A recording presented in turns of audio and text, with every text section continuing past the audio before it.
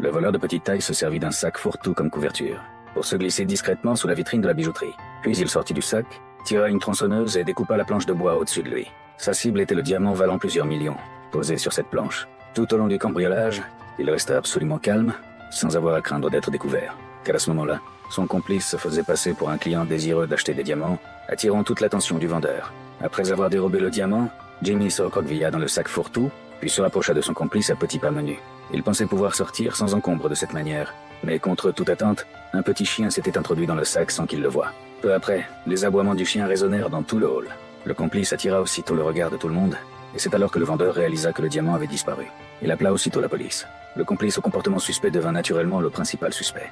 Heureusement, les deux hommes réussirent finalement à regagner leur voiture sans encombre. Mais au moment où ils allaient prendre la fuite en voiture, le véhicule tomba en panne et tourna sur lui-même sans pouvoir avancer. Lorsqu'ils descendirent de la voiture, ils découvrirent qu'ils avaient stationné illégalement plus tôt et que la police de la circulation avait bloqué leurs pneus. N'ayant pas d'autre choix, les deux durent fuir aussitôt à pied. À ce moment-là, la police était déjà sur les lieux. Grâce aux indications des passants, les policiers déterminèrent immédiatement l'itinéraire de fuite du duo.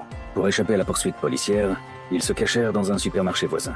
Mais avant même d'avoir pu reprendre leur souffle, les deux policiers tenaces s'étaient aussi engouffrés dans le magasin.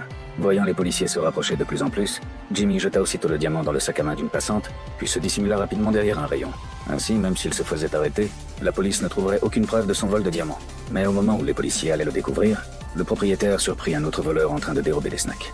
Les deux policiers se précipitèrent pour l'interpeller, et Jimmy ainsi que son complice profitèrent de l'occasion pour fuir le supermarché. Ils virent par hasard la femme au sac à main, sur le point de monter dans sa voiture pour partir. Les deux ailaient donc un taxi pour la suivre de près, jusqu'à découvrir l'adresse de son domicile. Ils ne s'introduisirent pas directement chez elle pour récupérer le diamant, mais vinrent observer la structure de la maison par la fenêtre extérieure, prévoyant de trouver une occasion de reprendre la pierre précieuse. Cependant, ils surent par hasard que le couple n'avait pas la possibilité d'avoir d'enfants, et qu'ils désiraient ardemment un bébé. À l'écoute de cela, Jimmy eut une idée audacieuse. Se déguiser lui-même en nourrisson, puis demander à son complice de l'abandonner sur le pas de leur porte. De cette façon, il serait adopté par le couple, et une fois à l'intérieur de la maison, récupérer le diamant ne serait plus du tout compliqué.